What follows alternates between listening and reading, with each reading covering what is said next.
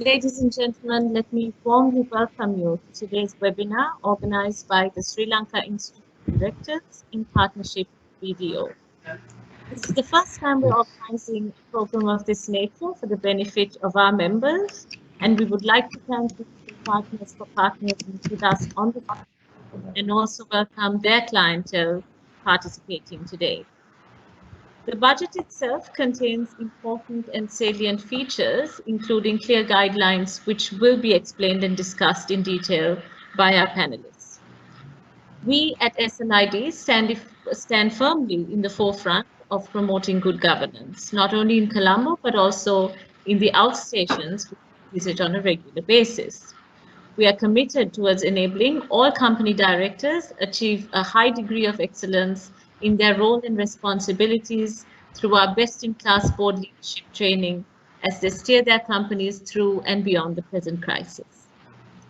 Our panel for today consists of experts in chosen fields and well diversified both in age, gender, and many other factors. I now take great pleasure in quickly introducing our panel for today. Our keynote speaker, Dr. Indrajit Kumaraswamy, former Governor of the Central Bank of Sri Lanka. Dr. Kapila Senanaika, Director General from the Department of Fiscal Policy. Dr. Anila Dias Bandaranaike, former Assistant Governor, Central Bank of Sri Lanka. Nihal Fonseca, former CEO, Director of DFCC. Vish Govindasamy, Vice Chairman, Ceylon Chamber of Commerce. Sarah After, Partner BDO. Dinusha Rajapaksa, Associate Director at BDO. And the session will be moderated by Shiran Fernando, Chief Economist of the Ceylon Chamber of Commerce. A couple of housekeeping rules to be observed throughout the session. It's important you switch off your video function throughout the session, or else it may hamper with reception. Please ensure you log in, mute, and remain so throughout the session. Should you have any question you wish to ask from our panel, you may type in your questions in the chat box and we will direct the questions to the panelists.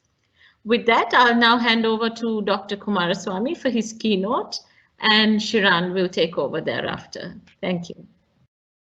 Thank you very much, Radhika. And let me first thank SLID and BDO for inviting me to participate in this post-budget discussion.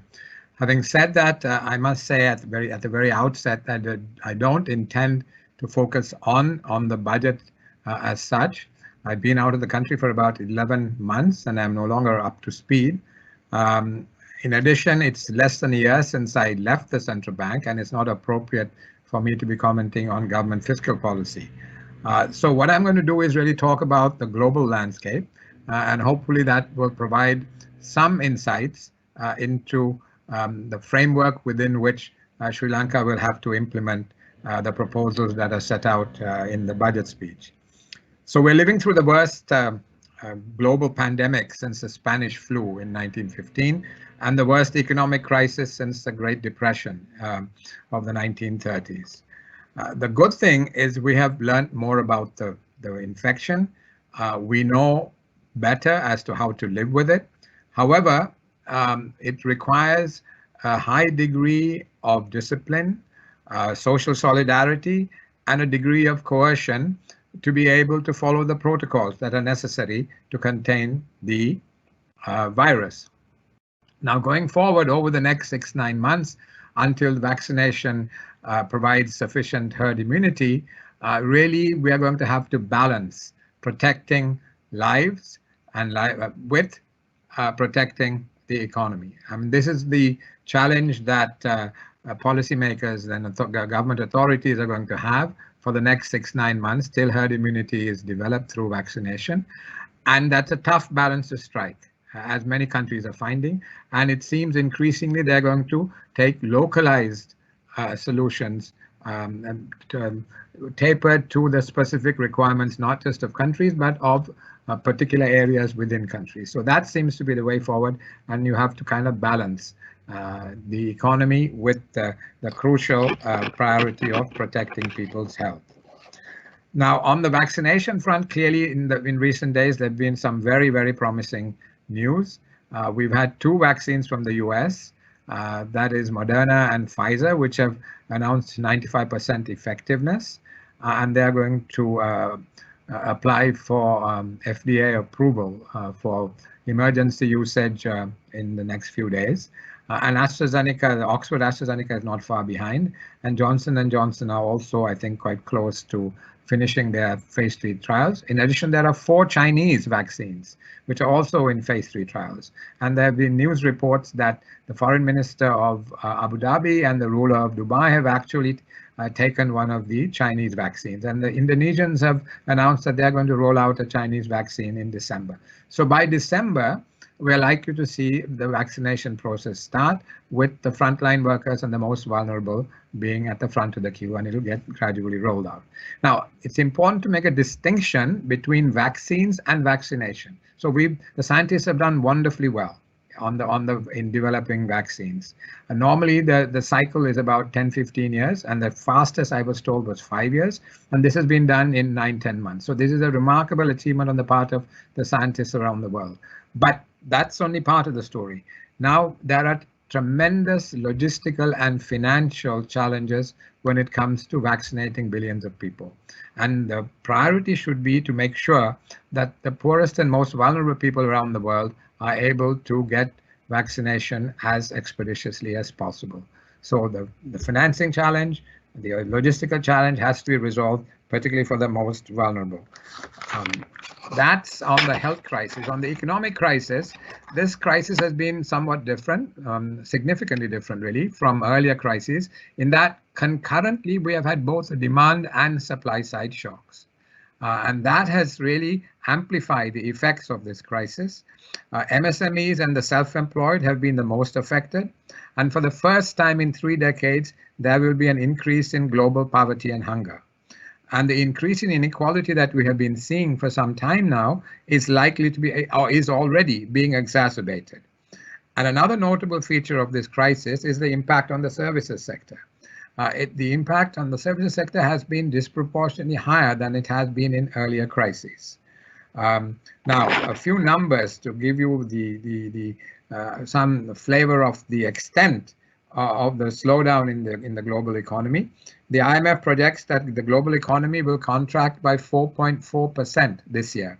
Now, it's generally defined that 2% positive growth in the global economy constitutes a global recession. So +2 global recession. We are at -4.4. So that is the extent of the impact on the global economy in terms of output. The WTO projects trade will contract by 9.2%. Now, you will recall that at the height of globalization, global trade was growing at double and sometimes close to 3 times the rate of global output. Here, this year, global trade is going to contract at more than double the rate of global output. And UNCTAD projects a 40% decline in FDI. So, but having said that, the positive news, and these numbers that I'm going to give you were actually put out by the IMF before this very positive news on the vaccines in terms of their efficaciousness. So we would need to factor that in going forward. But as of October, the IMF projected the world economy to bounce back to growth of positive 5.4% for next year. And China 8.2% and India 8.8%. China, of course, went into the health pandemic first, but they also came out of it very quickly. They've been very effective in containing it and controlling it. And the Chinese economy troughed in the first quarter of this year and has been growing in the subsequent 3 quarters. The other economies troughed in the second quarter, and then we saw a bounce in the third quarter. But with the second phase of infections, the fourth quarter may lose some momentum. However, next year, hopefully, with the vaccine, we will see global growth at 5.4%. And China and India will be in the lead amongst the large countries. China, from a higher base, will grow by 8.2%, and India by 8.8%. That's going to have contraction of 10% in India, so there'll be a strong tailwind in terms of base effect, and the Indian economy is expected to grow by 8.8%. So those are the most buoyant large economies for next year. Having said all that, the IMF also points out that the level of global GDP is going to be 6.5 percentage points less than it was in January of 2020. So it is going to take us a bit of time. It's going to take us beyond the end of next year to get back to where we were in terms of the absolute value of global GDP. Now, emerging markets and developing countries are also expected to bounce back in 2021. However, for a number of them, it is questionable whether this can be translated into sustained recovery in the medium term without some structural reforms. Okay, let me now talk a little bit about the response of the authorities around the world to this crisis. Now, the combined fiscal and monetary stimulus of advanced countries has amounted to 20% of GDP. The middle-income countries, 6.7% of GDP, and low-income countries, 2% of GDP.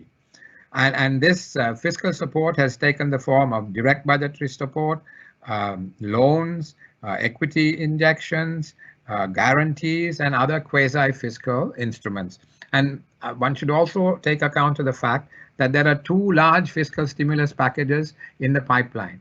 The new US administration, once it's in place, if it is in place, hopefully that will all take place smoothly at some point. And we will then get a fiscal stimulus in the US, and the EU is also planning another large fiscal stimulus. Now, central banks around the world, as you are probably well aware, have been extremely aggressive. They've driven down policy rates to historically low levels. In some countries, negative rates, negative nominal rates, and they have signaled, given forward guidance, that rates would remain low for a long time. They've reduced SRR, they've ramped up asset purchase programs, they have relaxed regulatory standards to provide liquidity in the financial sector. Now, an interesting feature is that by the advanced economies pumping in trillions into international financial markets, this has buoyed demand for risk assets. And between January and September of this year, emerging markets and frontier markets have been able to issue international sovereign bonds to the tune of 145 billion. So risk assets have benefited from all this liquidity that has been created, and $145 billion worth of ISB have been issued from January to September of this year. Now, the shape of the recovery will vary from country to country, depending on the space for fiscal and monetary stimulus, the capacity of the financial sector to provide relief, and above all, the success of individual countries in containing the pandemic and keeping their economies open. Now, let me now talk about a few trends which I think will be very much part of the post-COVID new normal. So one is on the geopolitical side. We've clearly the key feature there has been the tensions between the US and China, and hopefully Biden administration will result in a change in the relationship. Now, I don't think the tensions are going to go away. There is consensus on both sides of the aisle in the US Congress that measures should be taken to check China. So the rivalry will be there. There will be some tensions, but I do think the tone of the relationship, and also in terms of the substance, I'm hoping that the US policy will be more consistent and more civil, and also that China will continue with its commitment to a globalized world, to its commitment to the WTO, to its commitment to the Paris Accord, all of which it has been, President Xi has been very clear that they remain committed, and hopefully the US will catch up and also be committed in this direction, and that we will see a reversion to a greater recourse to multilateralism in global affairs. Now, it's also encouraging that the President Xi has said that the Chinese are not interested in decoupling, and I think the US under President Biden also may not be as committed to measures which will accelerate decoupling, though, as I said, there will be tensions, particularly in the area of technology. Hopefully, you know, the Americans move to the European approach to China, which is one of constructive engagement. They take a firm line when they feel their interests are threatened, but they engage constructively. And as I said, the Chinese have clearly signaled that they want to have an open trading system, and they want to be engaged with the rest of the world. The other kind of trend is on this whole hyper-globalization that we saw over the last 30 years since the fall of the Berlin Wall. I think we are going to see, with a single hegemonic power, I think that is going to wane. That is waning already. We'll have a more multipolar world with two preeminent powers and a number of other regional powers. But what is interesting is, though there has been a change, and there will be a change in the pace, extent, and content of globalization, there do not seem to be widespread evidence that countries want to build fortresses around their economies and adopt closed models of development. And the clearest evidence of that is the recent signing of the RCEP agreement. So that is the 10 ASEAN countries, plus China, Japan, New Zealand, South Korea, Australia. So, and this is the first time that China, Japan, and South Korea have been in a single trading agreement. So it is quite historic, and this is 30% of global GDP. And it's noteworthy that these countries think that they can boost growth and employment in their economies. In their economies, which are in the most dynamic sub-region in the world, they think their economies can be boosted by integrating with the partner countries to a greater extent by reducing tariffs. So that's something I think that should be taken note of. The third trend I'd like to highlight is the reconfiguring of supply chains. Now, already there was reconfiguring taking place. With the fourth industrial revolution and the advances in technology that were taking place, there was reshoring of investment back to the advanced countries, and the increasing costs in southern China also led to some relocation of investment into countries like Vietnam and Bangladesh. And this process is accelerated after the pandemic, because what the pandemic showed was that the traditional lean, single source, just-in-time supply chain was not resilient in the face of the pandemic. So going forward, I do believe there is going to be a rebalancing of the weight given to resilience as against efficiency. So that I think is going to lead to a significant reconfiguring. It has already started.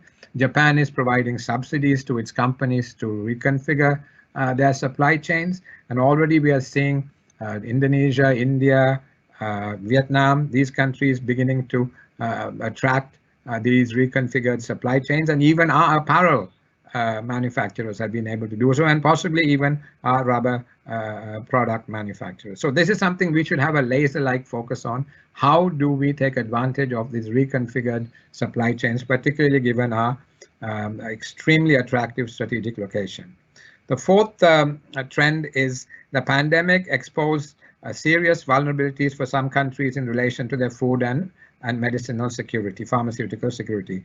So I think you will see countries giving greater priority to developing their agricultural sector and their pharmaceutical sector.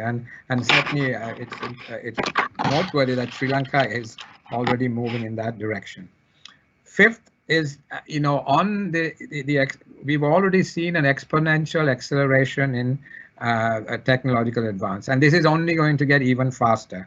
The pace of digitalization will go up. The rolling out of the fourth industrial revolution with AI, with robotics, with 3D printing, all this is going to gather momentum.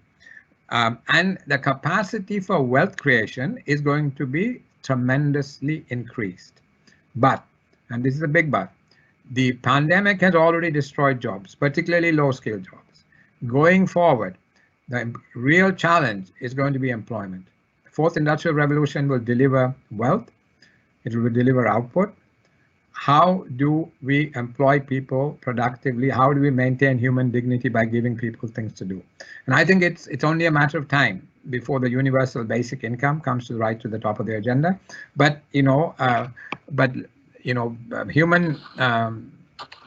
fulfillment doesn't just depend on income. So how do you keep human beings fulfilled so that they don't get alienated? We have seen what alienation can do in the US, in Europe, in terms of the rise of right-wing movements and fascist tendencies. And so this is something I think the whole world needs to cope with. How do we embrace this technology, but make sure that human beings are productively productively employed in such a way that they are fulfilled. Last trend, the ESG agenda, environment, social governance. Climate change has already moved up the global agenda. The US, Biden has said it will come back to the Paris Agreement, and 3 of the 4 countries, the largest economies, have already committed to zero emission targets by 2050 or 60. That is China, Europe, and Japan.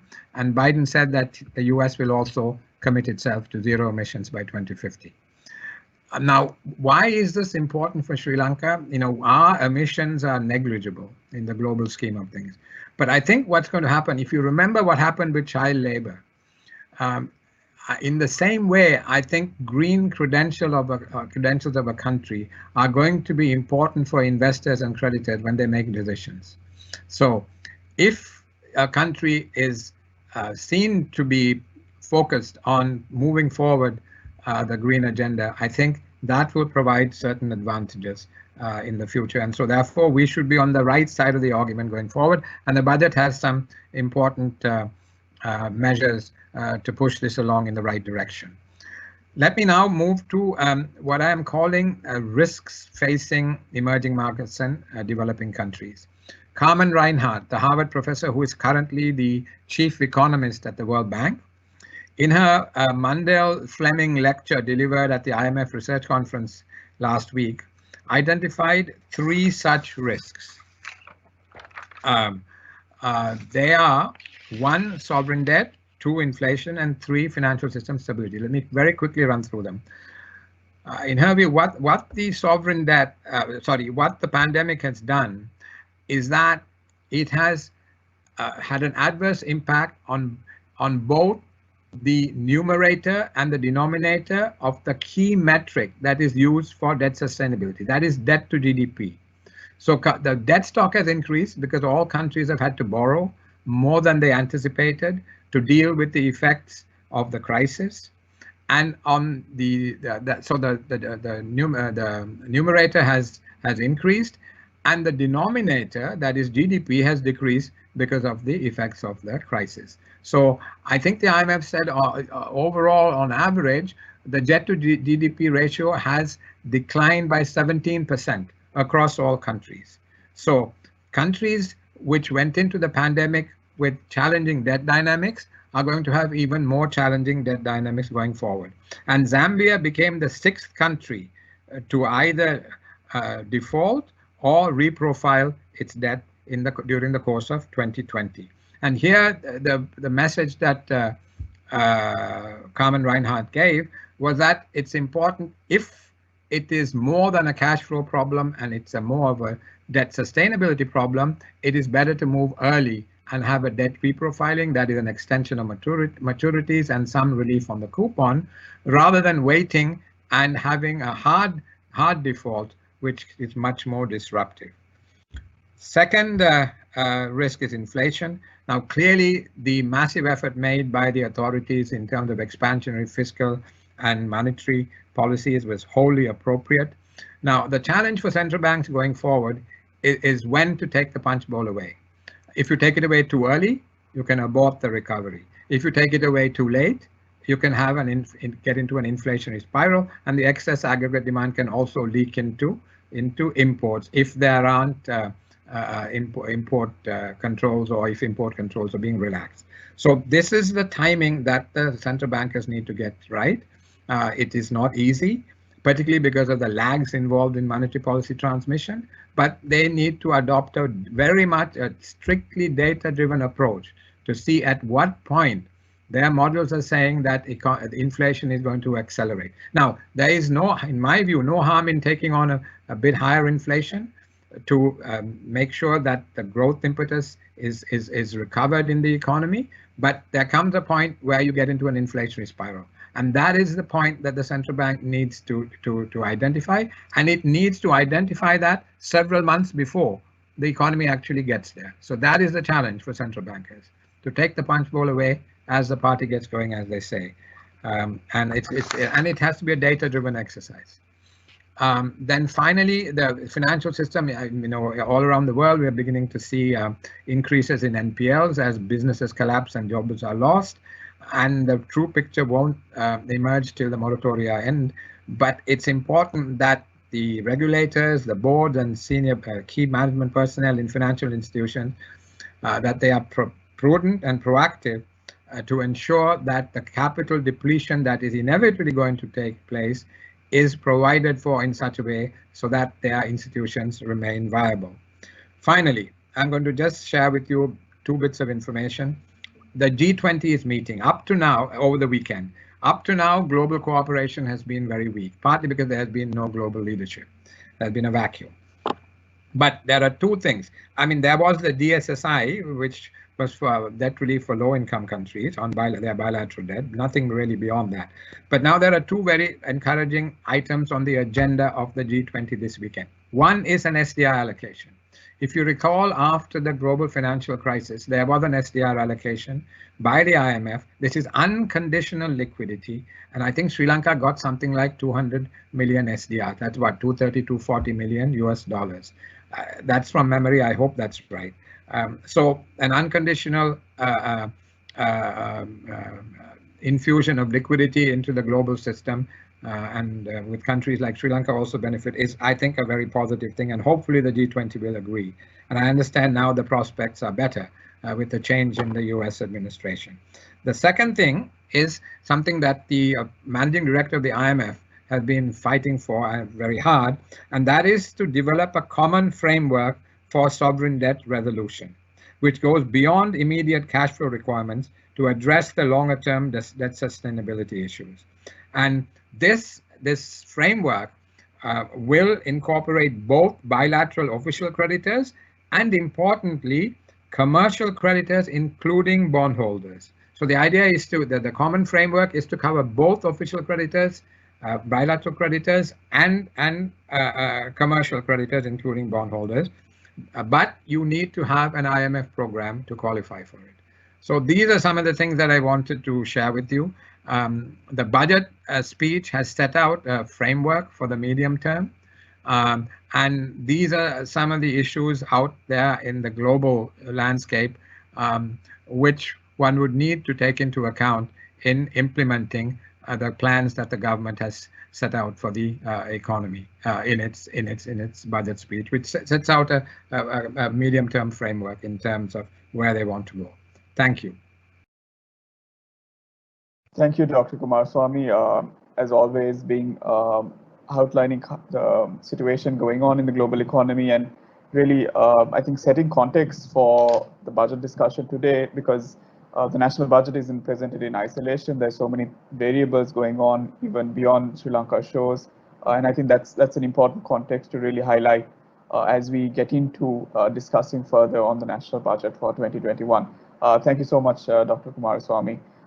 We will now move to the presentation on the budget highlights, and that will be presented by Sarah Afkar, Partner Tax at BDO.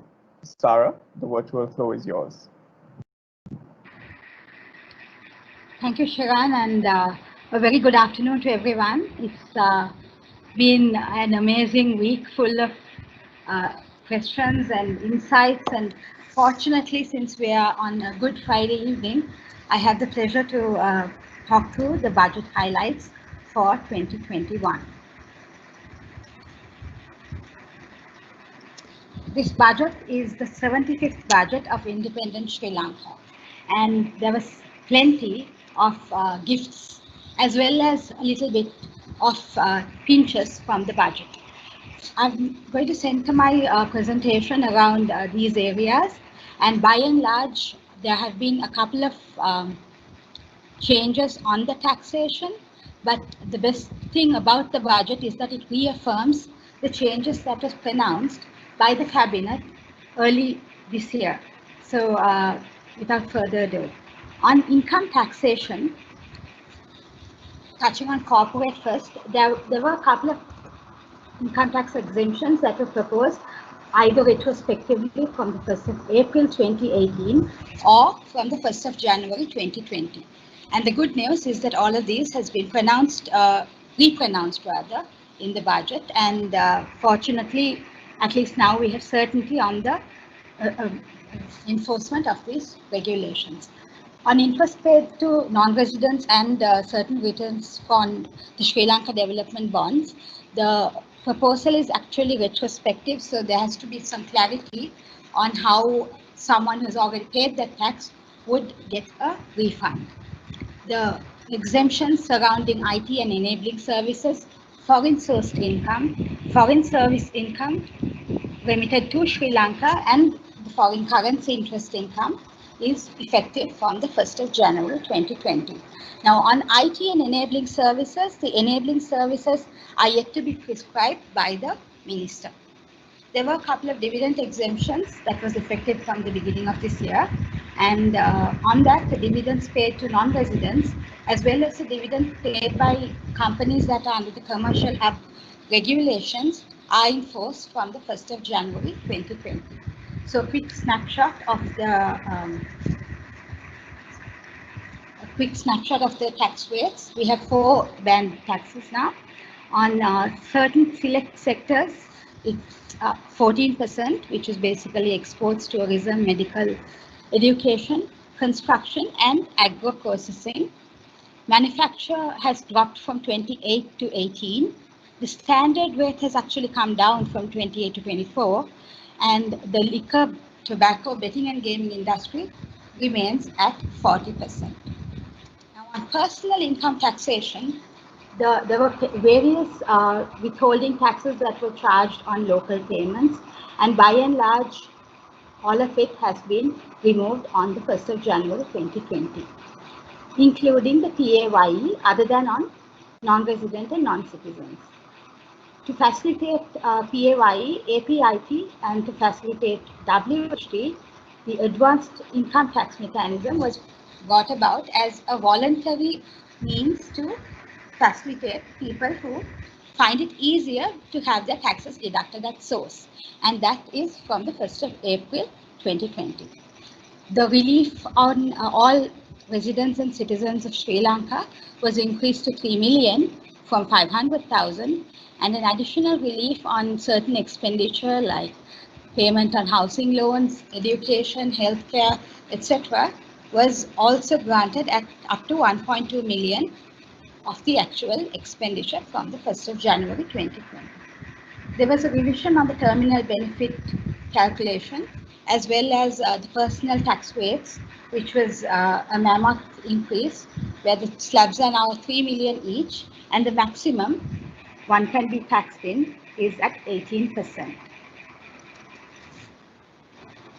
I said the budget is a gifts galore, so there's plenty of new exemptions and concessions that have been afforded under this budget, and by and large, all of these are the policy pronouncements. On agriculture, there was an exemption effective 1920, and that's really not a new exemption per se, but the good thing about the budget is that it says that the proposals, including the agriculture exemption, will continue for the next 5 years, and that gives all taxpayers some level of policy stability in planning their affairs. There were a couple of interesting exemptions that have been proposed under the Strategic Development Project Act, and the budget actually makes way for the STPs to be recognized under the Indian Revenue Act. So with that in mind, exports, dairy, fabric, agriculture, and IT, if one invests over $10 million and is able to demonstrate that the potential to change the landscape of the economy via that investment, then you could get up to 10 years of tax exemption under the Strategic Development Project Act. Pharmaceutical manufacturing is also seen as a very vibrant new investment, and on that, the investment must be made into identified investment zones, and the period, although it's unspecified, the investment is granted under the Strategic Development Project Act. Dairy seems to have been duplicated, but the investments in the dairy industry for substitution of import milk powder and processed milk powder exports would qualify for 5 years of concessions if the investment crosses 25 million US dollars.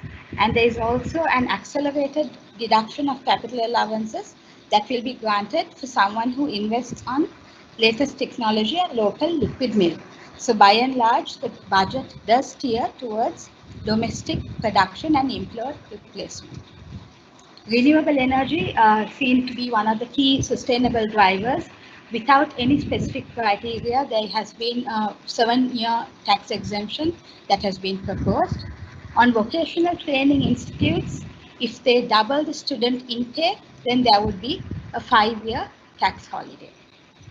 For startups who have completed vocational education and get their business approved by relevant regulators, they can also enjoy a 5-year tax holiday. The boat and shipbuilding industry, similar to the renewable energy industry, does not have any specific criteria laid out in the budget, but can enjoy a 7-year holiday. Telecommunication towers, where the investment is made by domestic industrialists, will enjoy a 5-year holiday from the 1st of January 2021, and that is essentially one of the only areas where I found the effective date for the tax holidays. Recycling of construction materials in selected recycling sites will enjoy a 10-year tax holiday, whereas warehousing in ports with the view of making Sri Lankan ports commercial hubs, bonded warehouses and warehouses relating to offshore businesses will be exempt from all taxes for an unspecified period as we speak. Port City Economic Zone is going to have its own laws, and where the business is established in the zone, in addition to the tax concessions, there will also be exchange control concessions, and specific goods traded on that will also attract concessions.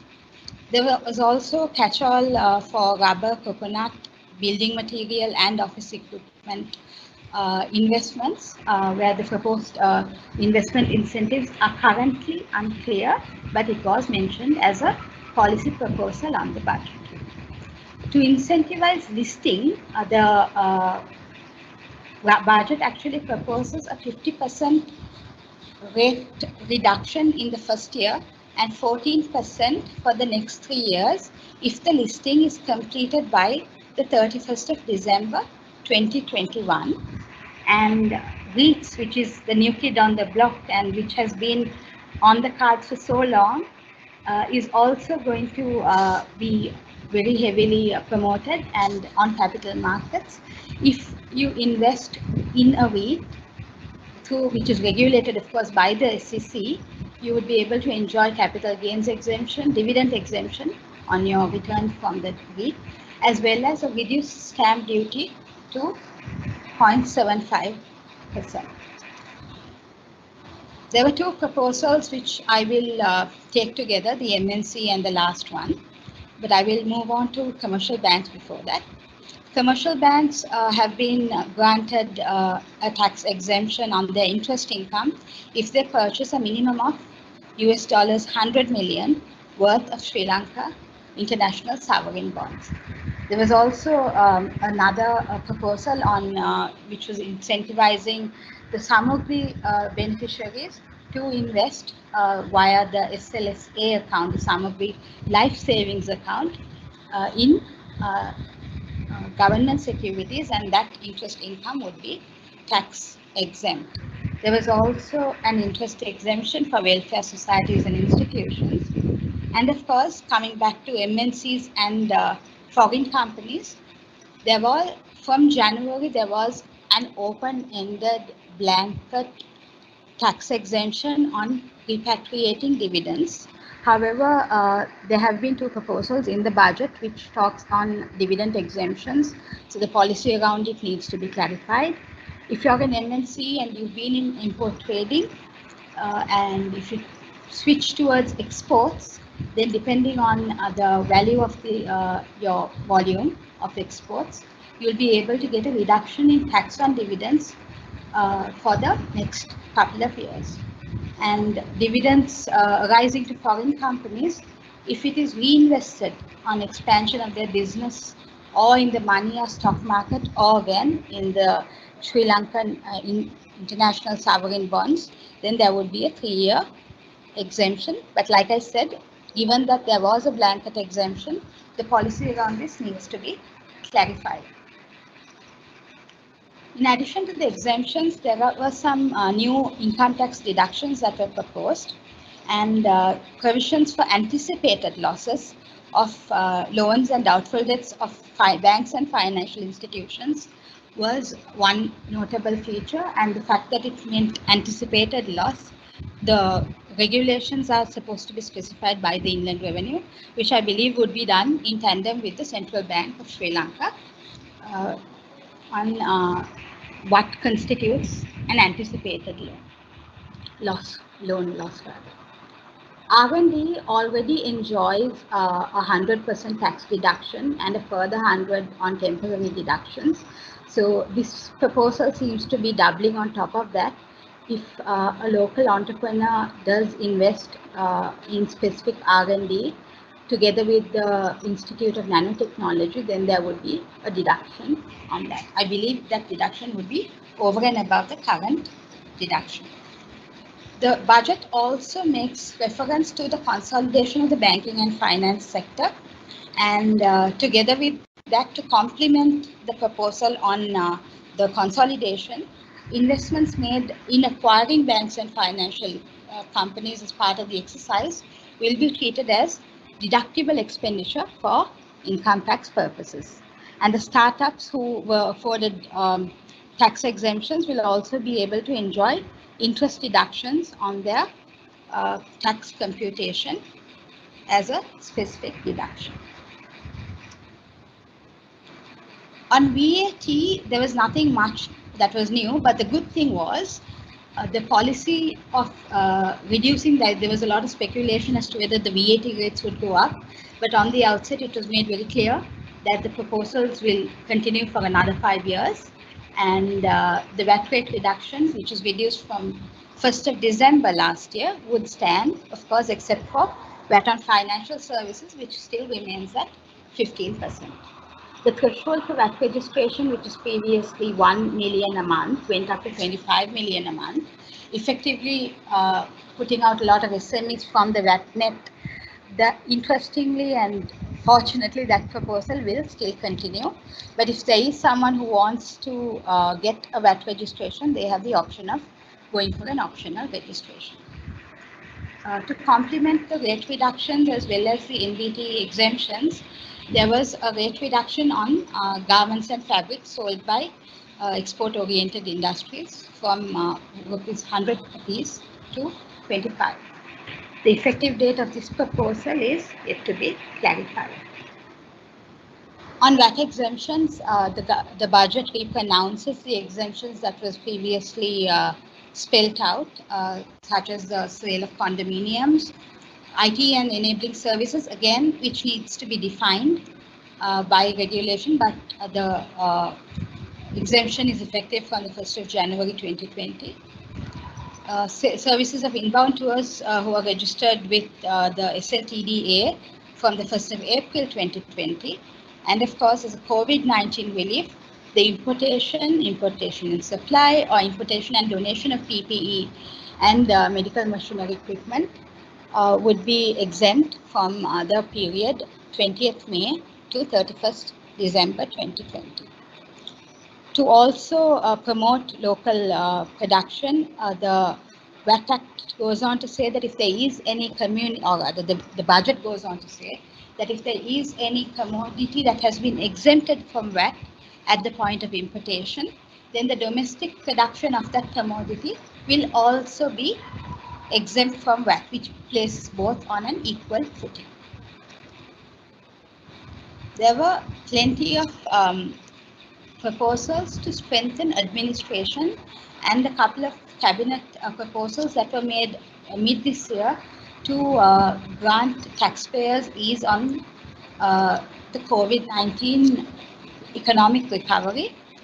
On tax administration per se, given that the tax cases take a long time, the budget seeks to establish an expeditious time frame for appeal settlement and a special tax appeals court to hear disputes.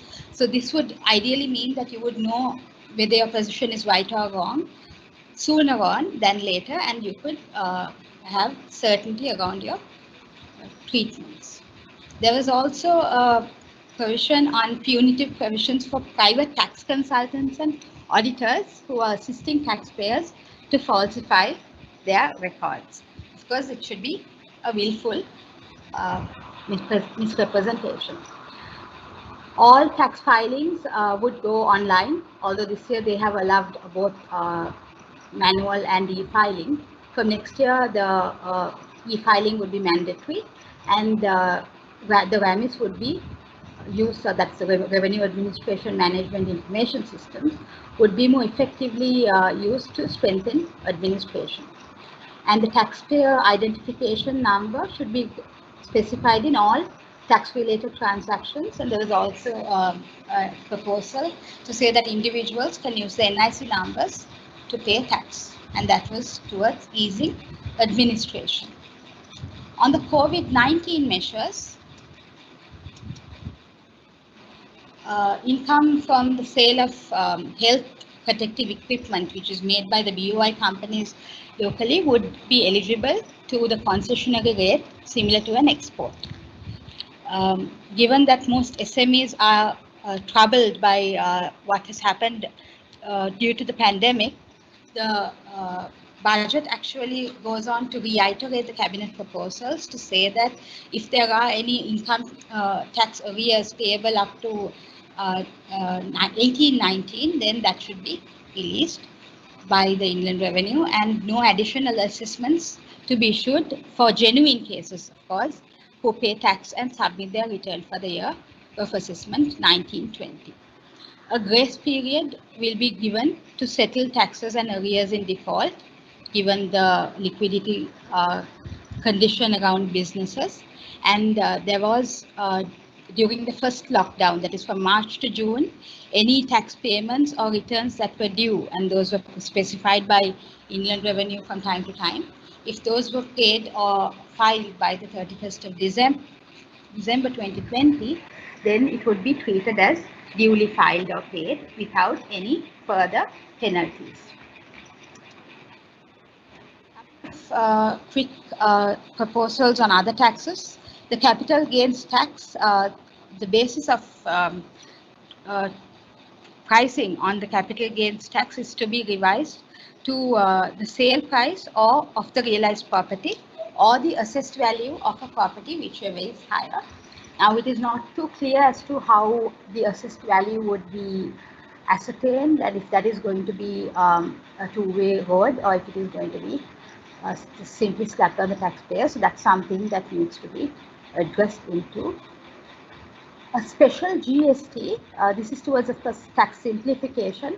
A special goods and services tax to be introduced on alcohol, cigarettes, telecommunication, betting and gaming, and vehicles as a composite tax. Now, each of these industries have their own taxation, and they're taxed under various different laws and in various different means. So someone from that industry would find it obviously beneficial to know that there's just one composite tax you're paid and done away with. Of course, the rates or the basis is yet to be defined. ESC and NBT, which was there for a while now, was abolished late last year and early this year. So the taxpayers who have not settled their dues for NBT and ESC can settle it via concessionary phased payment plans, which you can agree with the Inland Revenue, given your credit situation. To make it easy on the tourism industry, which is suffering quite a bit because of the pandemic, there would be an upper cap on the taxes and levies charged by the local government institutions on the sector. Few simplifications on the import end as well. The customs duty, which is currently at 0, 15 and 30, would now be revised to 0, 10 and 15. There were some plenty of exemptions which is focused on domestic production and of course on certain industries that are being given focus. So if you take the construction industry, for example, if you do import a construction machinery with modern technology, or if you bring some raw materials for infrastructure, as long as you can't find that locally, that will be exempt from the import taxes. The cess and the special commodity levy is revised to protect domestic production. There was also a TEEP scheme, that is temporary import for export purposes scheme, which was proposed for SMEs engaged in exports. A couple of concessions on those acquiring cold room facilities, vehicle spares, raw materials not available in the country, and of course, similar to construction, any machinery and equipment with modern technology. There was also tightening of import restrictions on batik products and agricultural commodities that can be produced locally. And in line with that, the high import taxes on importation of dried fish, mouldy fish and canned fish would be maintained at the highest level. In addition to taxation, there were a few other proposals which I felt was which needed to be mentioned. One of it is the very controversial and much debated on 0.25%. So the idea is that there would be a fund set up to assist those who have less or just about 5 employees in their company, the retail sector. So the larger companies who have more than 50 employees are to contribute 0.25% of their turnover to this fund.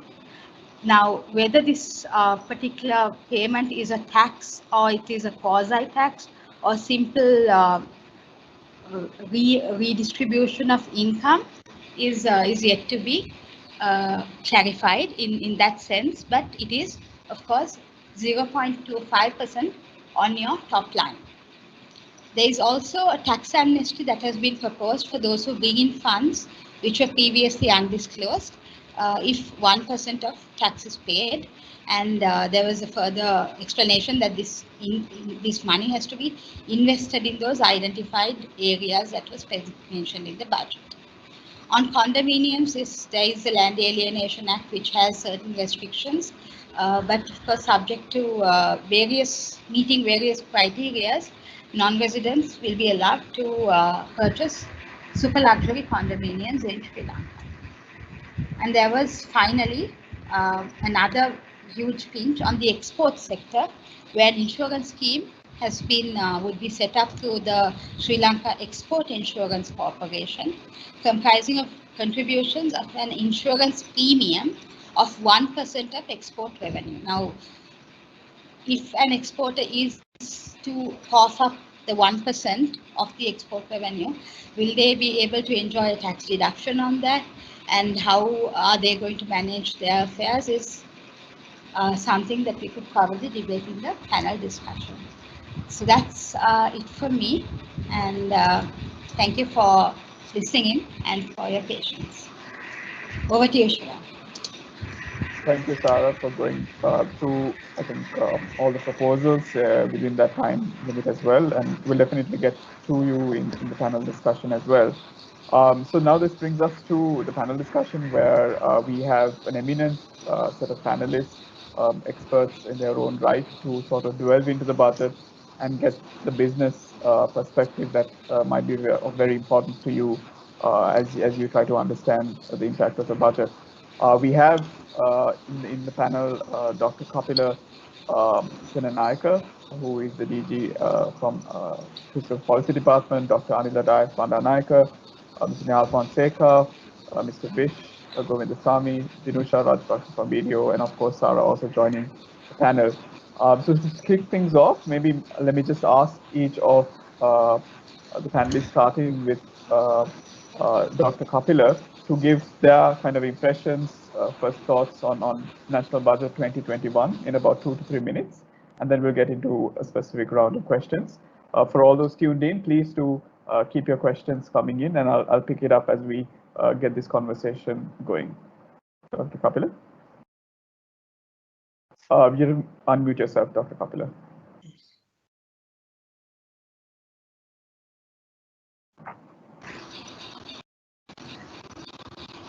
Thank you for having me today, and it's my pleasure. So this is the first budget of the new government, and also this is the first budget of the last budget we had in 2018. So when you look at the budget presented over the last 5 years, this is the development-oriented budget. This has some, most of time you may have always looking at the goodies like reduction of essential items, all these things, but this is the more forward-oriented budget. So the purpose of this, the actual theme of the budget is to accelerate economic growth and also the poverty reduction, and have a simple and transparent tax system while reducing the cost of living. So this will pave the way towards achieving inclusive growth over the medium term. So thank you. This is the theme of the budget. Thanks, Dr. Kapila. If I turn to Dr. Anila in terms of your impressions of the budget, first takes as well on.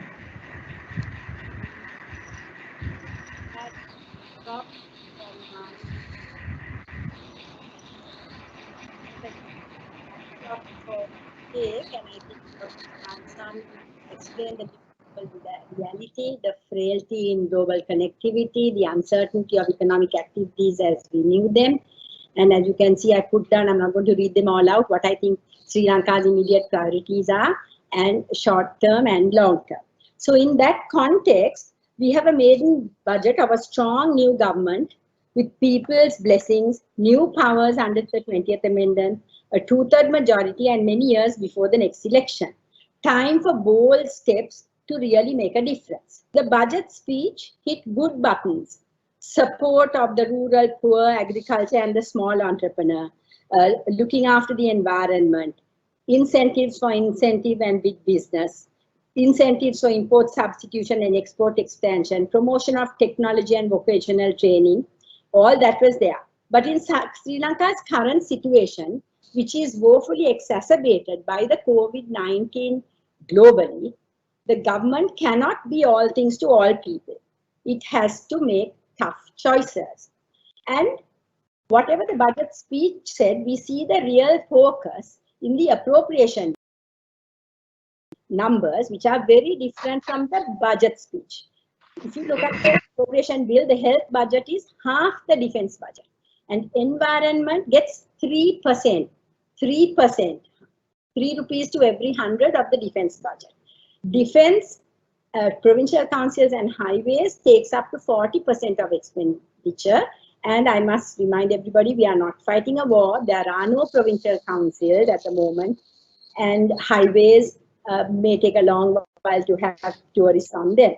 So then what is left when you look at the appropriation bill are the small morsels that are parceled out to all the noble causes in the speech. In the meantime, the strategies seem to be a mix of Mrs. Bandaranayaka's 70-77 import substitution era and J.R. Jayawardena's 77-90 investment and export promotion era with lots of tax holidays, both unsuccessful initiatives in the context of the expectations of what they would deliver. So I was very disappointed. I thought it was all rhetoric promoting failed ideas. And I really expected a government which is in a strong position to put this country on track, but it does not seem to have either the courage or the capacity to do so. And I'm hoping, I'm very worried for the future, and I'm hoping that some others will provide a more a more positive view. Thank you. Thanks, Dr. Anila. I think a few areas for us to really delve into as well, looking at some of the economic challenges and whether National Budget 2021 really addresses some of them as well. We'll get into that discussion. Nihal, if I may turn to you, just take your views on the budget. Thank you, Shiran. First of all, thank you, SLID, for inviting me to this panel. I think the third part of the budget, which I think is the medium-term strategy framework that has been announced, is I think very all-encompassing and a very sound and good one. Now, but that will take some time to materialize because obviously you have to implement a lot of those initiatives. And when it comes to actually the contribution that it can make to the revenue, for instance, in 2021, I mean, you probably will not see too much coming from it, even though if you look at 3-5 years forward, yes, I mean, and if these proposals are implemented, you will probably get it. Let me just comment on a couple of high-level things. The Prime Minister said in the budget speech relating to monetary policy, and I quote, "We believe the central bank should have new perspectives on the monetary policy regarding money and liquidity management."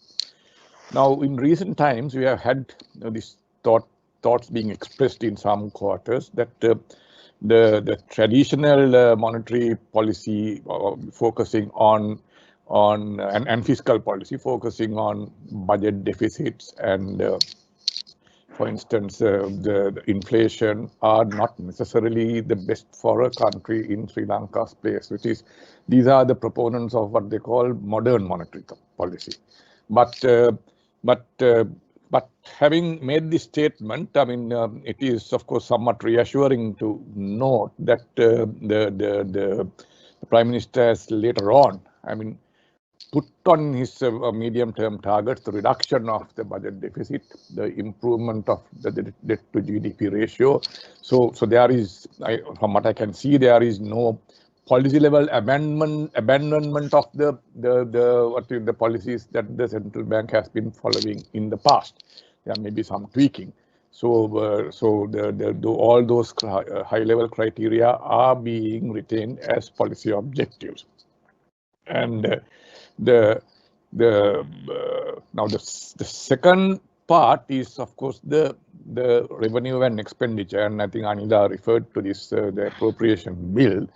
Now, from the numbers that have been given, if the expenditure and revenue expenditure, there's about 2,000 billion rupees of revenue and 3,600 billion in projected expenditure during 2021, which on the face of it is a deficit of about 1,600 billion rupees, big numbers. Of course, there is usually some level of under expenditure in government budget, so maybe that number will reduce somewhat, but still it is quite large, but does not seem too out of line with our past history. If we get back to the 2019 levels of GDP in 2021, provided, of course, we can meet the revenue targets.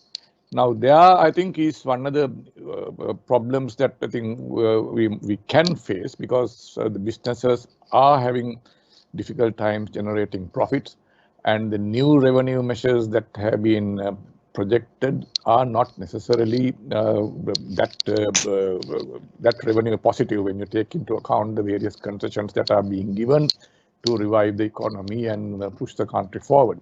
So this, I think, is an area that one might need to be quite watchful.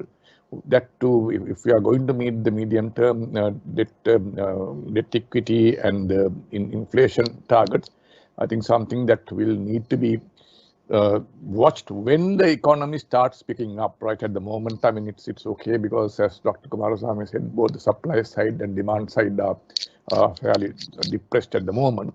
But once we start picking up and private sector credit expansion also picks up, so there can be issues there, especially if the government's options on funding the budget are going to be limited, that to mainly domestic sources, which was also referred to.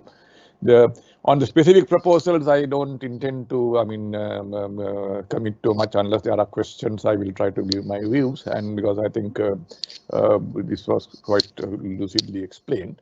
And so my thinking is, yes, on the medium term, there are some very sound and very good programs which are being proposed, but there will be a challenge. The challenges in the short term, which is in 2021, might derail them unless we are very careful. So that is, I think, my view on. Thanks, Nihal. I think some of those challenges on the targets, maybe we can get into in our next round with Dr. Kapil as well. Vish, you've heard impressions from the macro side and some of the numbers. What's the private sector thinking on budget 21?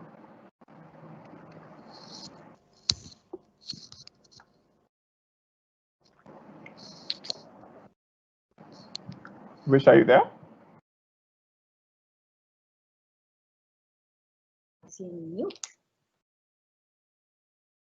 While I think we wait for Vish to maybe sort out maybe he's probably having some technical difficulties. Dinusha, if I can get you to give some opening remarks, and then maybe we'll have. Yes, thank you, Shiran. From a tax point of view, I think it was good that we had a budget. So that's the upside. I see positives from the business sector on the investment.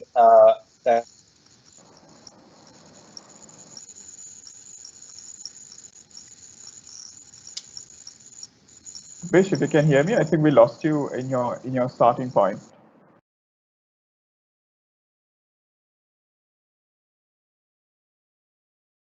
Hello. Hi, Vish. If you can start from the beginning, we just lost you at the start, and then we'll go to. Can you hear me now? Yeah. Can you hear me now? Okay. Okay. So restart. I said overall, I think. Especially because there are handouts in this budget, as usually in a budget proposal, that's what happened. And I also said that we are happy in the private sector that there is no major changes to the tax structure that was done up in the last 2 years. So at least there is some consistency in the taxes and without meddling around with that. I went on to say that the infrastructure is going because that's what's going to get us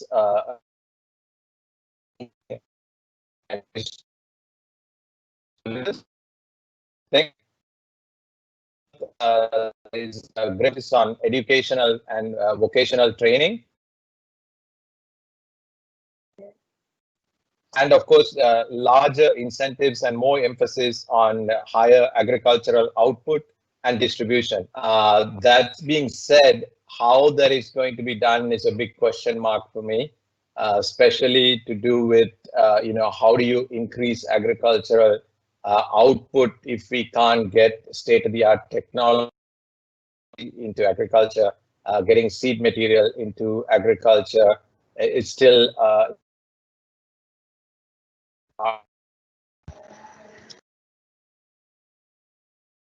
huge expenditure vis-a-vis the healthcare. I think that's a bit concerning, especially when we are in a pandemic. I didn't see a lot of new infrastructure in the healthcare sector. I think we've already been caught behind when this pandemic came. So I think we need to build up our infrastructure on the healthcare sector. Two other concerns for the private sector, I think, is that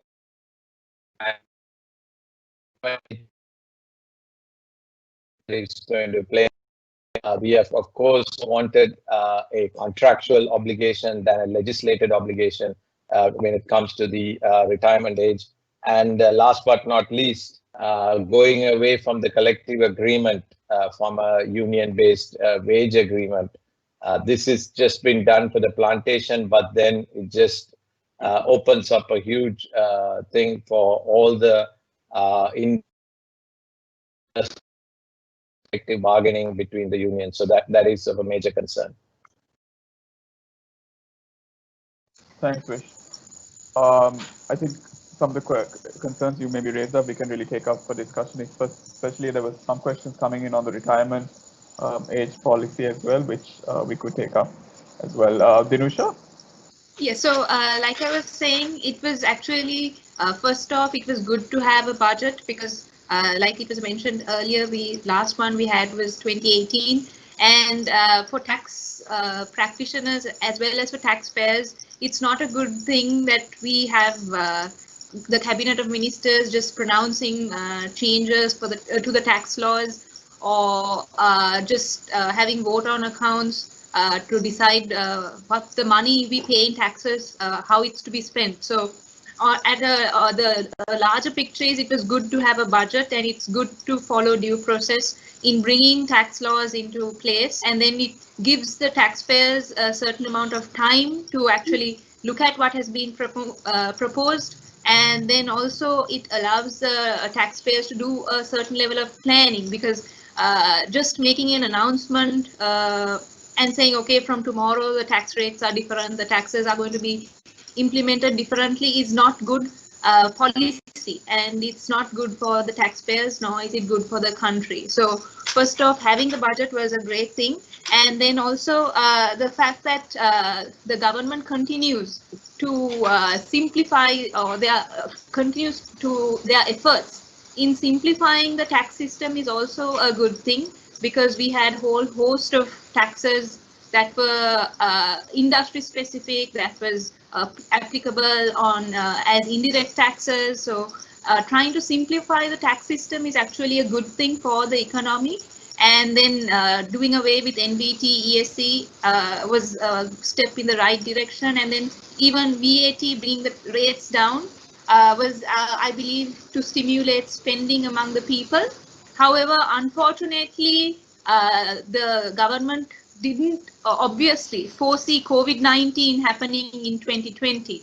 So at the time they made the changes at the beginning of 2020, it would have been a good thing if we could have actually seen or reaped the benefits of removing these taxes and reducing the tax rates, and actually it might have helped the economy to maybe revive and bounce back. But unfortunately, COVID-19 happened, and therefore we don't really know what it would have been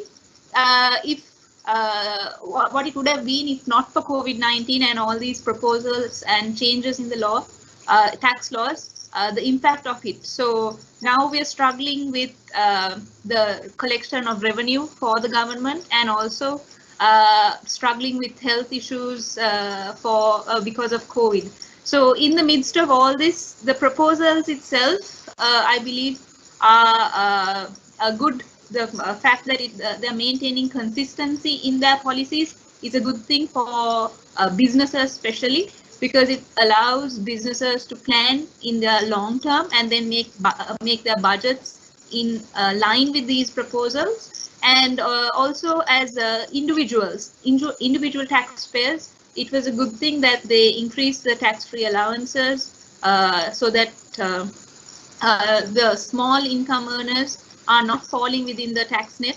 And then the fact that they gave additional deductions also as an individual taxpayer, those are positive things. But from a tax practitioner's perspective, I would think that all these changes have to be legislated, and at that point they need to be legislated very clearly, because if I was to take an example, the Cabinet of Ministers said that they were going to exempt something called agro-processing, and then where no processes were going to be done to the agricultural product. And then we had someone asking us, okay, I just take pineapple and put it into a bottle. Do I qualify for this exemption?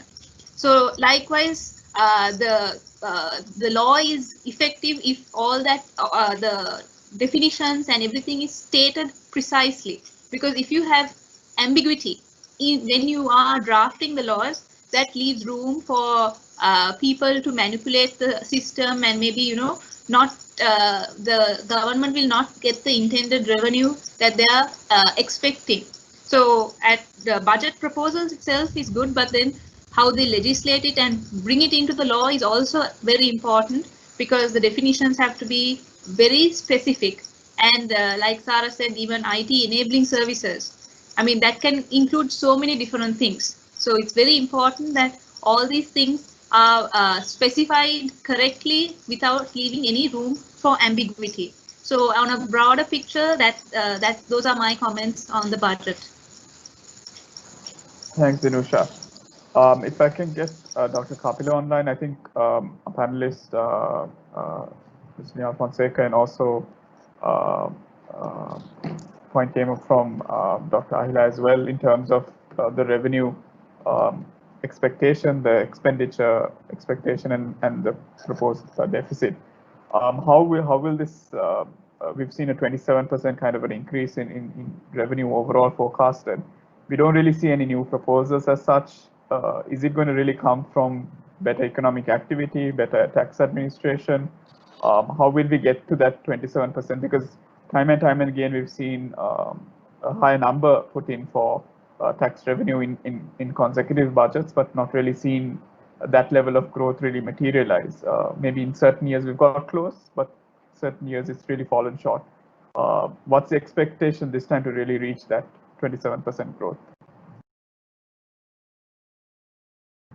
Your mic, Dr. Kapila.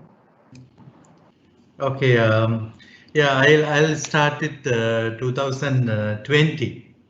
So 2020, our estimate is 1,528 billion. As at end of October, we already surpassed 1,000 level. So it's a big achievement. So many people say that we can't collect revenue as anticipated. But when you look at 2019, there's a 400 billion gap between estimate and the actual.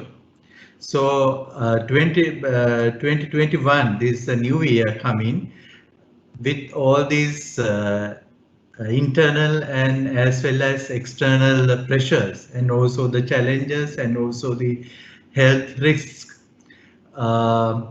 We anticipated to have this 1,961 billion revenue from all these measures that we announced in 2019, the latter part of 2019, and also the beginning of 2020. So even though if the revenue is still depend on the progress of economic activities. So if your economic is not going very well, so our revenue will down. And also, but 2020 we anticipated to have a 5.5%, more than 5.5% growth in economic growth. So we have the now stabilized exchange rate, and also the inflation rate is also in the expected corridor. So, and also the problem is we also see V-shaped economic recovery after the June, July. If you take all these economic indicators, you can see that V-shaped economic recovery, but unfortunately it won't happen because of the resurrection of COVID-19 again. But hopefully, actually, it is anticipated that we would have fortunately the vaccine. So there's a 90% chance. So if we have the pandemic will go away, so then the economy will pick up, and there's a government commitment. And also we haven't changed tax that was announced in 2019, the latter part of 2019, and the government reaffirmed that the tax and also the policy will remain for like 4 to 5 years. So it also shows that the government commitment and also the stability. On the other hand, we have the political stability that we haven't had in the previous time. So actually it's very important for a country to grow political stability, policy stability, and good macroeconomic fundamentals. So if all these three are in line, so we can have this revenue over the medium term. So in 2021, we have entered 1,961. So out of which 1,724 is tax revenue, and the non-tax revenue is 227. When you look at the government expenditure, you can see clearly difference. What's the difference is you have the public investment 1070 billion is about 6% of GDP. So it's a huge amount that will be accelerated with the budget proposals announced in 2021. So we have given STP status so many projects, and dairy, and also the agriculture and pharma zone and fabric exports. It's time to rethink, because earlier we said we import and it's like import dependency, but this is the corona tell us a story, and also the it gives us the give us to freedom to think. So there should be a local production. We have to encourage and promote local production, and also we have to help SME sectors. So all these factors are very important. And the one important thing is people criticize what we have announced in the 2019 and in the beginning of 2020, the tax structure. But when you critically analyze it, it really works as a fiscal stimulus during the COVID-19. This really combined with the monetary policy stimulus. So whether you haven't thought about it, but it's really worked well. So with this thing, and also I want to comment one thing. About legislation. So the one, actually so far we have done the drafted legislation related to income tax, as well as VAT, and now we are going to incorporate these amendments to the act, and this will enacted in January 2000 next year. So Thanks. So yeah, I'm confident to have this. So if we can achieve the 5.5% growth. Yeah, Right. thank you. Thanks, Dr. Kapila. Just taking from what you ended off with, and if I can get Dr. Anila also, you highlighted concerns, I think, earlier on the debt situation as well. A clear strategy, I think, in this budget is to really grow yourself out of this problem and look at even the investment lever a bit more. Is there enough there, do you think, to really ride over the medium-term debt issue, do you feel, or more could have been really done in that aspect? Okay, let me first say that I don't share Kapila's confidence, because for me the numbers don't add up. So let me first look at the micro. The growth estimate for this year that is put in the budget is the contraction is a 1.6. But if you look at all the official information that's out in some of the sectors, I think we are looking at a negative 5 to 10%, because already if you look at industry and agriculture and we know services has really suffered under COVID through no fault of the governments, I think we are looking at 5 to 10% negative contraction in the year 2020. Available, that is based on the available data in the sectors. And also the second quarter GDP estimate not coming out, to me, is of great concern, because this is not something that is acceptable in a country to not put out the data when it should be put out. It leads to a lot of unnecessary speculation. Now, if the 2020 estimate was more realistic, then a recovery in 2021 to even 5%, I can understand, because you're basically coming back to 2019 figures. But I really think that to expect 5.5% on top of what they think is a 1.6% thing, you really have to fiddle the numbers to get 5.5 in this climate, right? Then I also think we will have higher inflation given the constraints, and let me speak a little bit. Now, first of all, the long haul investors need a positive thing. There are a lot of incentives on the tax front, but you need a positive signal from the rating agencies, and both Fitch in April and Moody's in October have downgraded. So given the current economic woes with COVID, and not blaming the government for that, they're doing what they can. Who will invest in 2021? Maybe fly-by-night investors who want a quick buck. But till our ratings are better, it will be difficult. Budget estimates revenue, it's not a 27% increase. Kapila said a trillion, right? 1,000 anyway, up to October it was 700 to July. So that is really, for 10 months it's annualized. So for a year it will be 1,200. So to expect 1,900 is a 50% increase in revenue on top of the VAT going down to 8, on top of all the tax concessions you're giving to every darn sector in the economy. Where are you going to get this revenue? And no effort to trim expenditure in the public sector except raising the retirement age to 60, which will save a bit on pensions in the years to come. And I also read somewhere they're hiring 100 more. So if you're not trying to, make the public sector more efficient, and you are giving all these tax holidays, this budget deficit will have to go up to more than what they're saying. That's the way I look at it.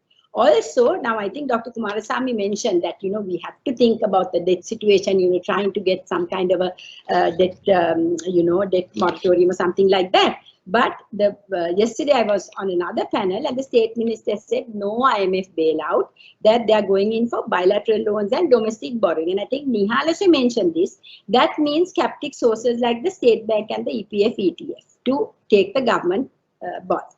Now, how do we reconcile a massive rise in, now the budget estimates show private sector credit growing from 6% to almost 14%. So you have the private sector competing with the government for the borrowing. So either they'll have to print or interest rates will have to go up, and if you print, inflation goes up. So, all these numbers look very inconsistent to me.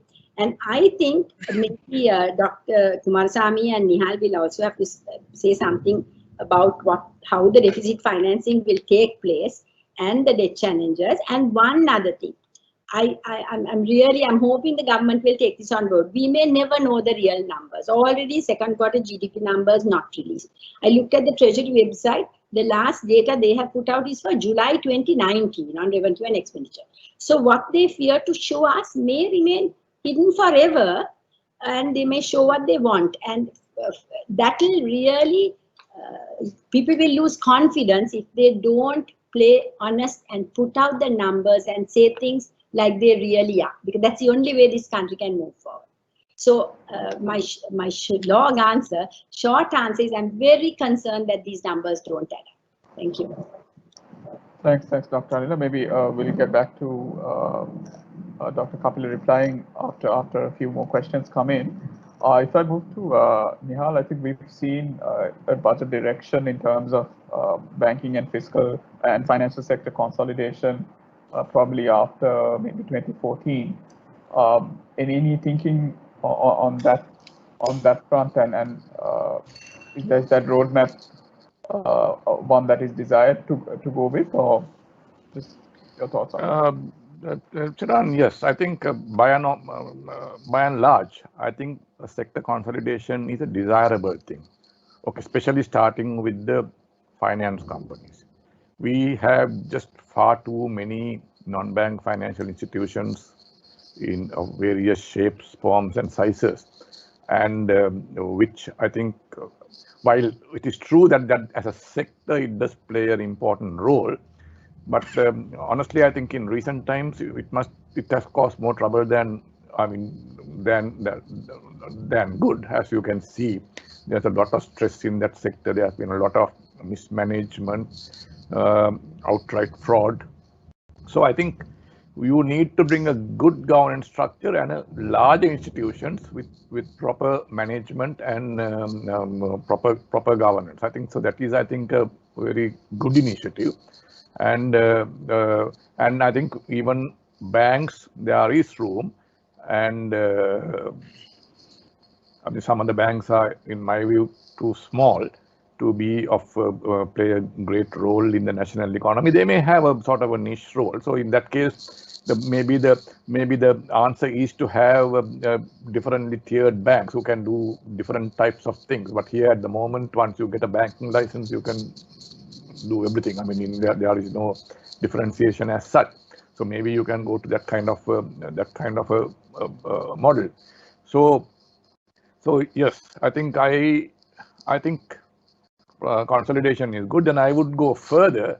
In the Sri Lankan context, I think there has to be some amount of, shall I say, force exerted for this consolidation. I think left to themselves, this consolidation will not happen.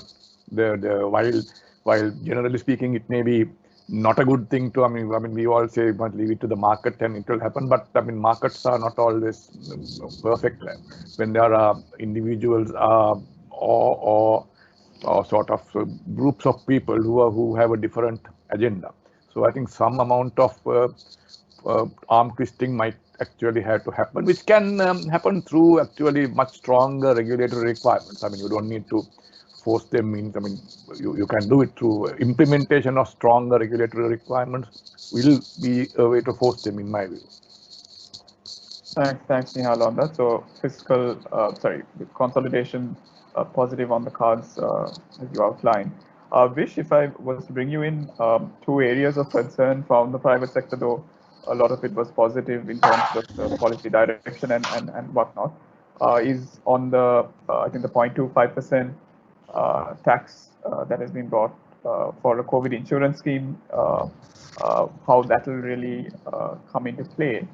And the overall direction in terms of on the retirement side, because there's a lot of concern there, how it will be enacted. Is it more of an EPF tax, or even for the employee as well, who is looking to withdraw at the age of 55, having to wait maybe another 5 years.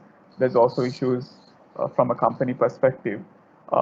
Any thoughts on those two concerns? And maybe Kapila can also weigh in afterwards in terms of the application of this 0.25%, if there's thinking right now how it will be done as well. Vish? Shiran, can you hear me? Yes. Okay.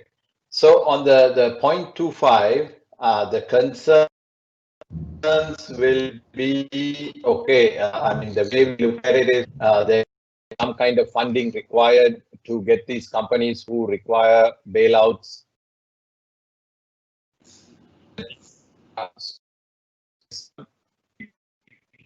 The right thing, because there are lots of companies who have large revenues, but very, especially like the fuel companies, the airline companies, etc., will have lots of issues when it comes to paying 0.25% of the total revenue.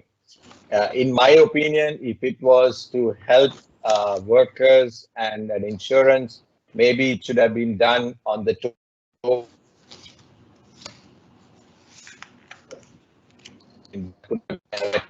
That was done, but I think it's going to be, we are having a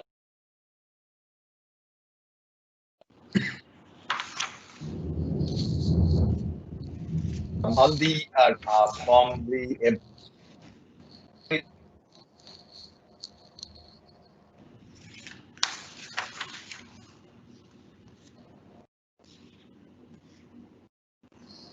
I wish I'm not too sure whether we lost you. Can you hear? Hello? Yeah, can hear you. Maybe Vish, you can off the camera and have the audio going.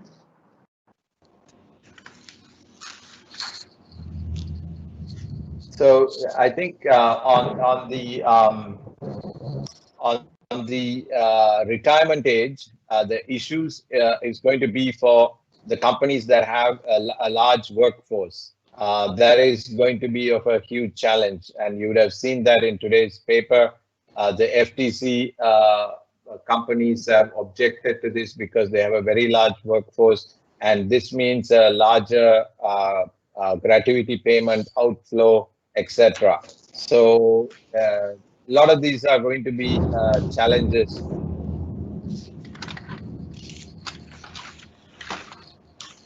Thanks, Rich.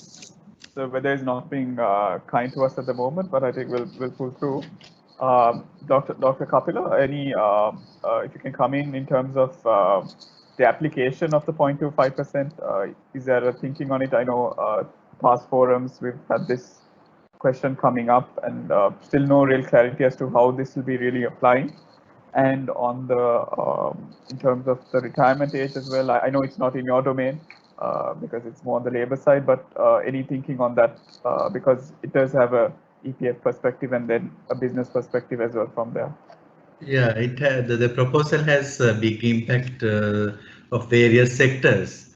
So at this moment we are under discussion, so how to formulate it. So once we actually finalize, we will announce it. That's the we are still under discussion. So how can we, there are some issues are there, so we have to tackle those issues, and also what could be the best way to be prescribed.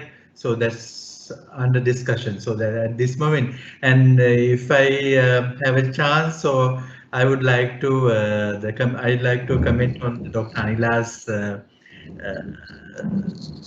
Sure. If you can take maybe 45 seconds to a minute, we'll just get into some of the questions. So the actual revenue is really even everyone can check it.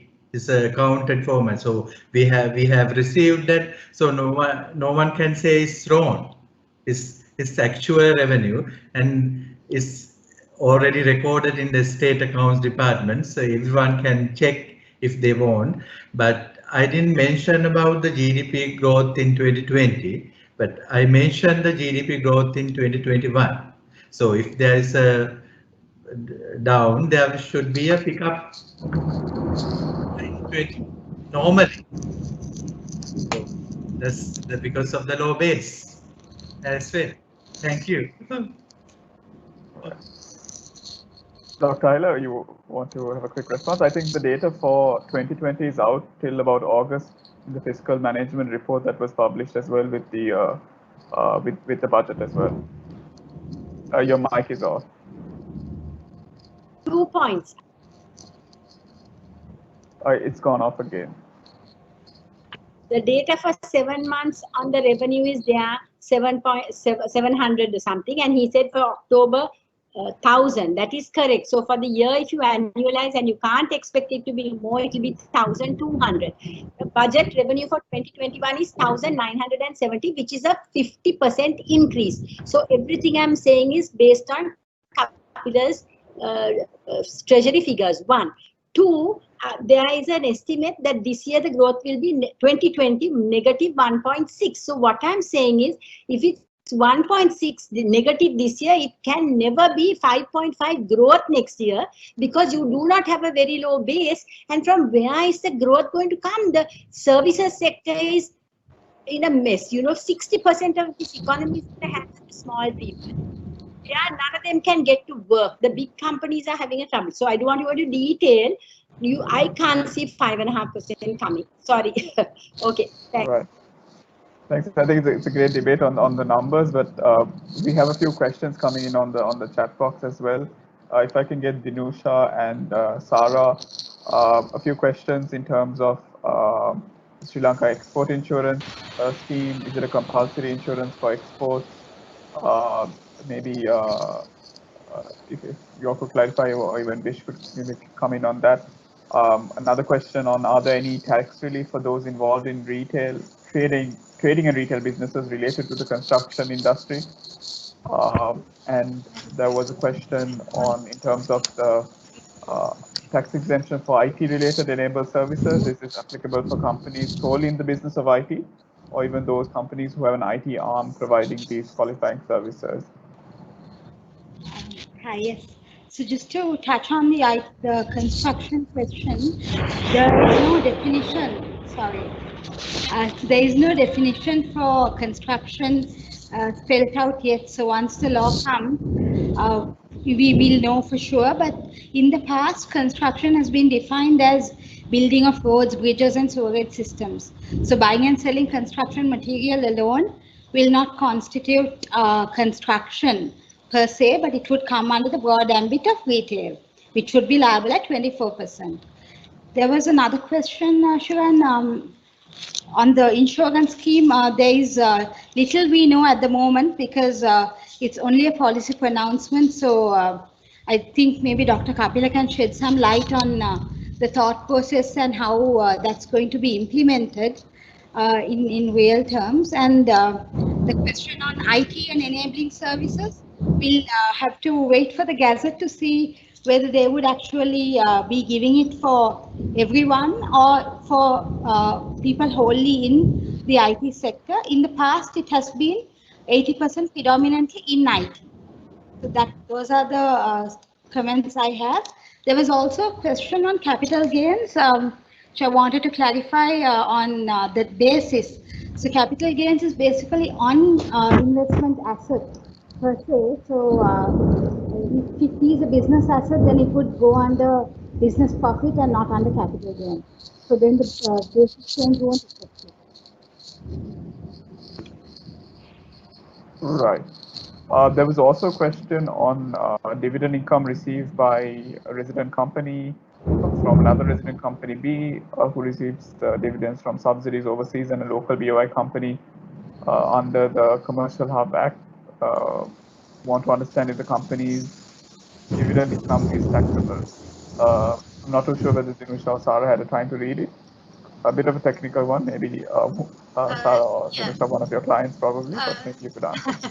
Yes, of course, Shran. So basically, withholding tax has been abolished from 1st January 2020. So therefore, there is no obligation on the part of the companies to withhold any taxes when they are paying dividend, which means that the recipient or the shareholder will be taxable on any dividend income that they get.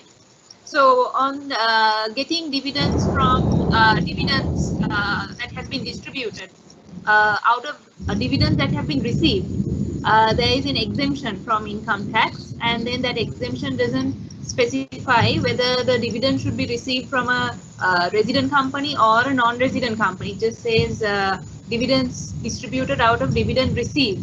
So therefore, in the hands of the shareholders, if the dividend warrant says that dividend has been distributed from dividends, then you don't have to pay tax on it. But if it says dividend has been distributed out of profit, then you have to aggregate it into your income and then pay income tax on it. So that's the answer for that. Great. The weather is not being very kind to us at the moment, and you can hear it in the backdrop as well, but we'll push on for the next 5, I think, minutes and then wind up. There is another question for either Dinusha or Sarah in terms of, can you confirm on the 3-year tax holiday on export of gems?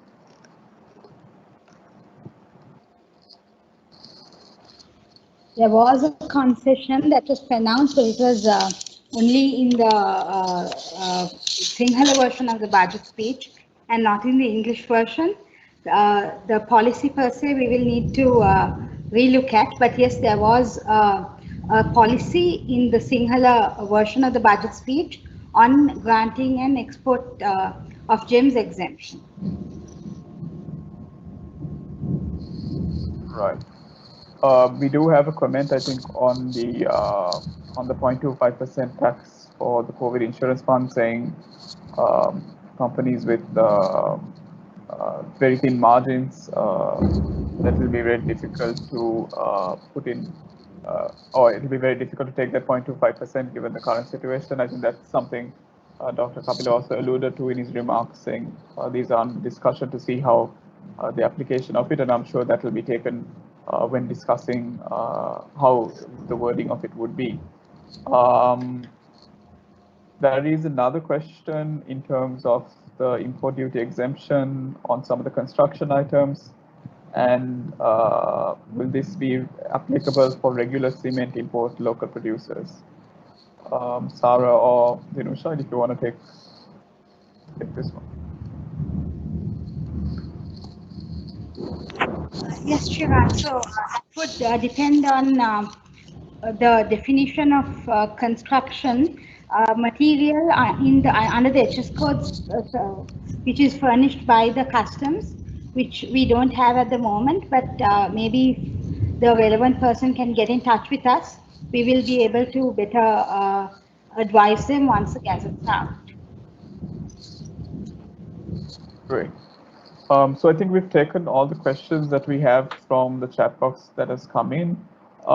Maybe in closing, if I can just get each of the panelists to maybe have a remark in about 30 to 45 seconds, something they could maybe mention earlier in closing on the budget 2021, and then we can wind the discussion up for today. Which are you going first?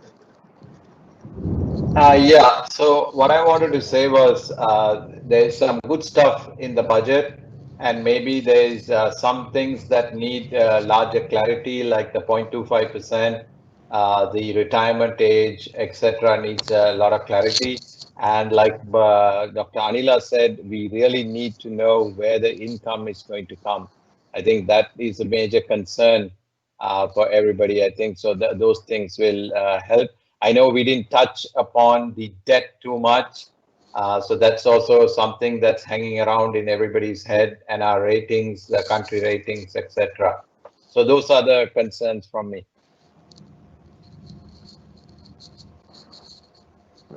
Nihal, anything in closing?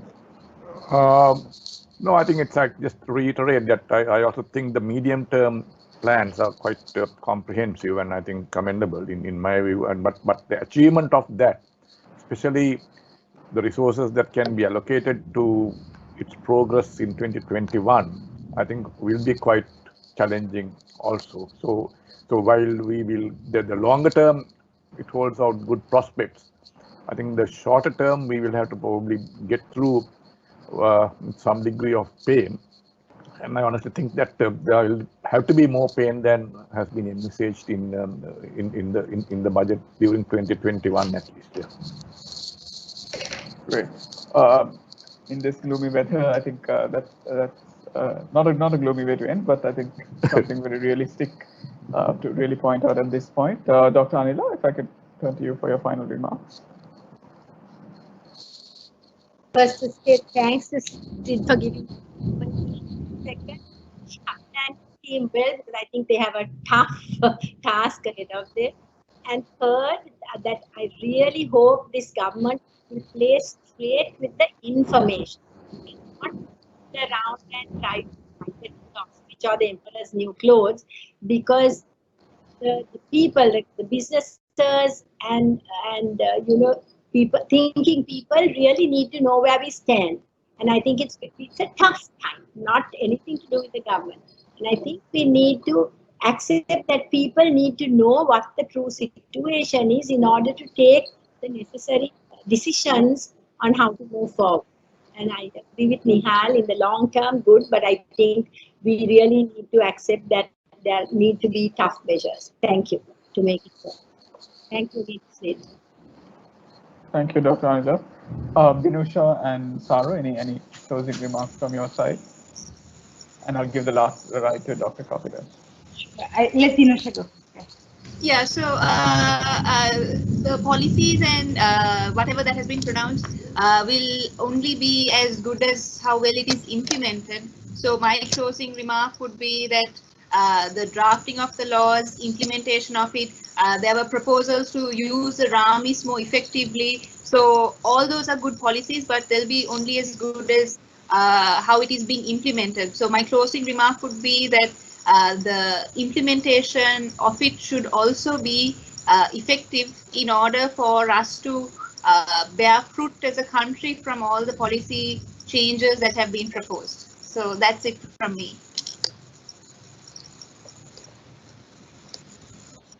And I'd actually echo what Dinusha said, because we've seen many budgets and many proposals, but we need to see the implementation of it. And obviously, when it comes to investments, we'll need to make sure that the investments, whatever is promised is crystal clear for the investors, and the criteria is laid out so that at a later point, they don't go into a dilemma with the authorities. So those are my closing remarks. So implementation, which would hopefully be my way to go. Thank you. Thanks, Sarah. And Dr. Kapila, you can maybe use a bit more time to respond also to some of the concerns as well. And the closing remarks. Okay, thank you very much. And this is actually unprecedented time. So we haven't have this sort of condition never before. Like, it's really unique thing. We have learned from the past, and the budget gives the direction for the future growth. So, and also the estimate is estimate. It's not be realistic. Sometimes it will be realistic. So it's an estimate or projection. So all stakeholders contribution and also the involvement is really needed to grow our country forward. That's my last comment. Thank you very much for having me. Thanks, Dr. Kapila. So with that, we'll bring a close to this post-budget discussion for the budget 2021, hosted by Sri Lanka Institute of Directors and BDO. I'd like to thank all the resource people who have come on board, Dr. Indrajit Kumaraswamy, former central bank governor, for providing that keynote illustrating the challenges happening in the global economy and some of the key trends, setting context for National Budget 2021. Sarah for the presentation, really outlining some of the key tax proposals and some of the other sector proposals that came out from Budget 21, and the ensuing panel discussion we had with Dr. Kapila from the Ministry of Finance, Dr. Anila Nyal Fonseca, Wish, Dinusha, as of course Sarah for joining the panel discussion, and I hope we were able to answer most of your questions. And as mentioned by Sarah and Dinusha, I think a lot will depend on the implementation and some of the thinking when it goes into legislation, which will be key. So with that, let me wish you all a good evening and a good night, and hope to connect with you all at a future session. Thank you so much. Thank you. Thank you. Thank you. Thank you.